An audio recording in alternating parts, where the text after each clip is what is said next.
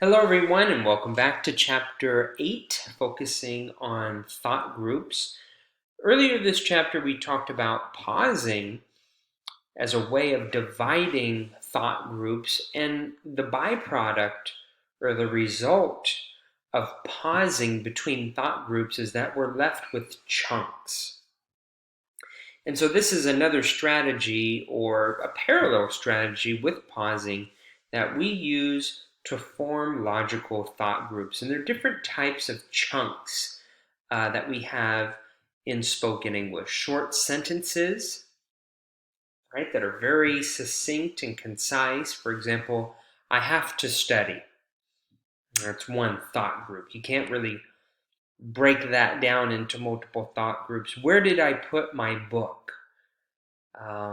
Again, not much to break up there.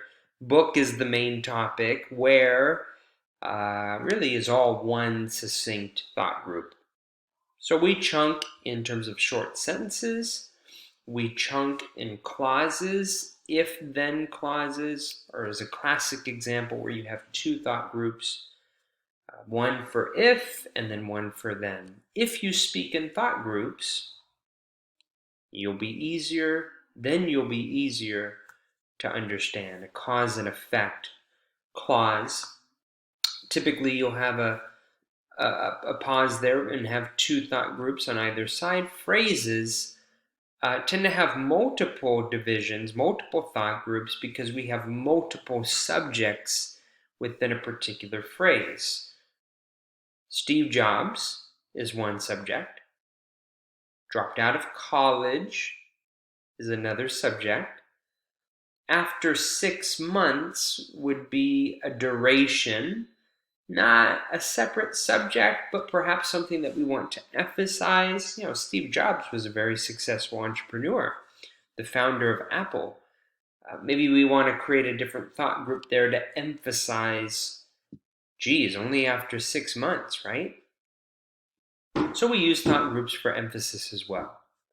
Very common thought group is at the very beginning of a sentence or toward the beginning, these use of transition words. In fact, however, therefore, consequently, as a result, right at the very beginning, a pause right after that transition word, and then a second thought group. In fact, thought groups make you sound more fluent.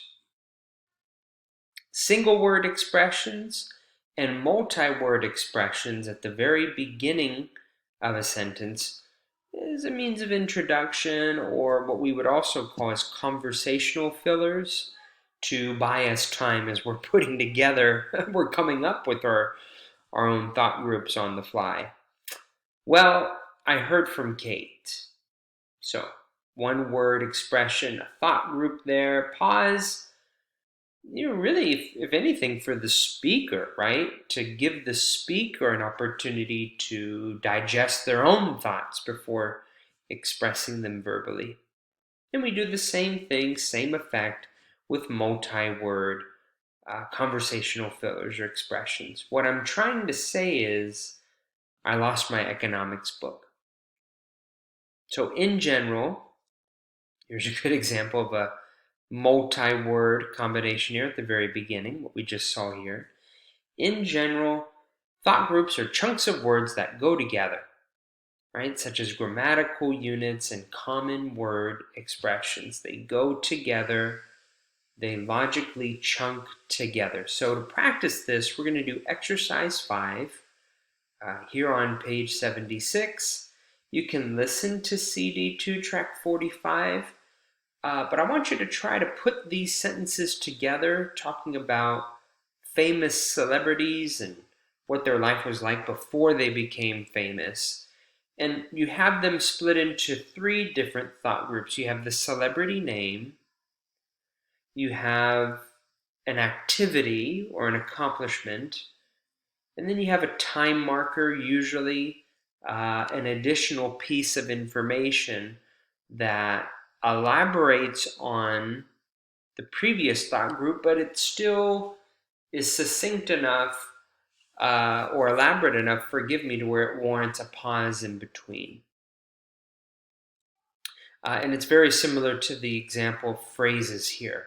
Matter of fact, this could very much be used for exercise 5. Steve Jobs dropped out of college after 6 months.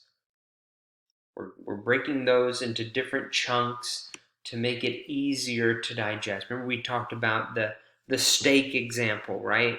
Cutting the steak into pieces, or when I feed my son fruit, I cut it into different pieces.